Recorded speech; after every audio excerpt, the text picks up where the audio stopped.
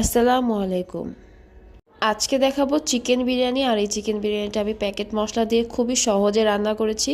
সেই রেসিপিটা আজকে দেখাবো ঝটপট কিভাবে আপনি বাসায় মুরগি দিয়ে খুবই সহজে কিভাবে চিকেন বিরিয়ানি রান্না করতে পারবেন।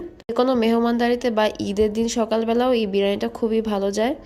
বাসায় যদি হঠাৎ ঝটপট বাচ্চারা বিরিয়ানি খেতে চায় তাহলে আপনি এইভাবে রান্না করে দিতে পারেন, সবাই আপনার প্রশংসা করবে, এটা নিশ্চিত। তা চলুন শুরু করা যাক। প্রথমে আমি কড়াইতে 1 কাপ তেল নিয়েছি আর দিয়ে দিব 1 কাপ পেঁয়াজ কুচি। পেঁয়াজটা দিয়ে আমি কয়েকটা গরম মশলা দিব।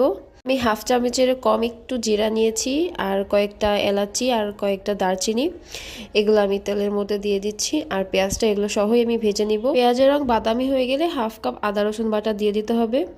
আদা রসুন বাটাটা দিয়ে আমি 2-1 মিনিটের মতো একটু ভেজে নিব যাতে আদা রসুনের গন্ধটা চলে যায়।